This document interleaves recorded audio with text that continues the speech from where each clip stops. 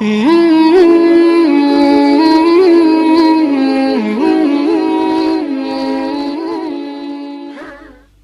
pertanyaan berikutnya masih menyangkut masalah air.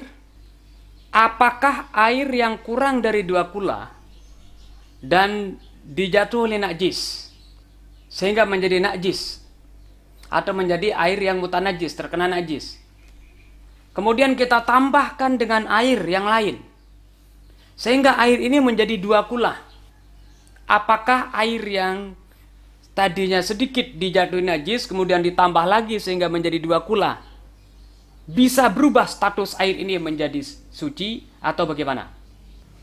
Untuk menjawab pertanyaan ini lebih jelasnya kita akan membaca kitab Fathul Mu'in. Di sini dijelaskan bahwa wal ma'ul qalilu, air yang sedikit. Berarti kalau mengatakan air sedikit artinya kurang dari 2 kula. Wal ma'ul qalilu, air yang sedikit, iza tanajjasa, apabila dia terkena najis. Yathuru bibulughi kullatain, maka air yang sedikit kemudian terkena najis ini bisa berubah statusnya nanti menjadi suci bibulughi kullatain, dengan sebab ditambahkan air yang lain sehingga mencapai 2 kula.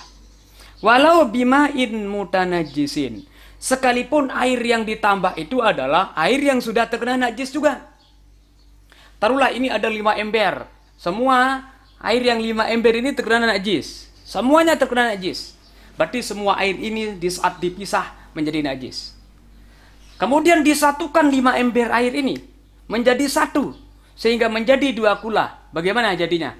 Maka status air itu berubah menjadi suci haitsu la taghayyara, sekiranya tidak berubah. Itu syaratnya.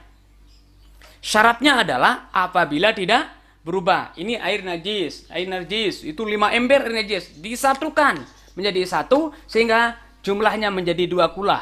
Maka status air ini bisa menjadi suci kalau tidak berubah air itu dengan najis-najis yang ada. Nah, terus bagaimana caranya supaya air tadi itu suci? Nah, di sini dilanjutkan wal kasiru yathuru bizawali taghayyurihi binafsihi au bima'in zida alaihi ay nuqisa anhu. Air yang sudah ditambah-tambah tadi itu sehingga jumlahnya menjadi banyak, sehingga jumlahnya menjadi 2 kula, bisa menjadi suci lagi. Dengan sebab apa? Bizawali taghayyurihi binafsihi. Yaitu bisa air yang 2 kula tadi itu, yang disatukan tadi itu menjadi suci walaupun tadi berubah bizawali taghayyurihi binafsi, yaitu dengan sebab hilangnya perubahannya binafsi, dengan dirinya sendiri. Nah, tadi air yang 5 ember itu setelah kita satukan masih ada perubahannya, masih ada baunya, masih ada rasanya.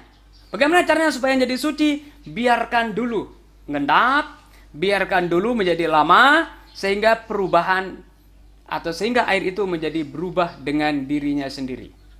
Atau bima'in zida alaih, atau kita datangkan air yang lain lagi sehingga semakin banyak airnya.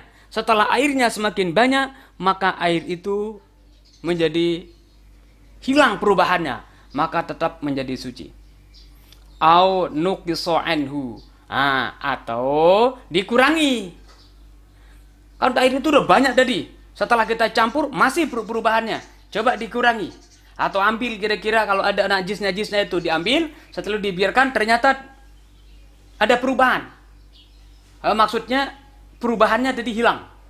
Oh, kalau begitu tetap status air itu menjadi suci. Wa kanal baqi katsiran. Syaratnya di saat udah dikurangi tetap air itu jumlahnya 2 kula.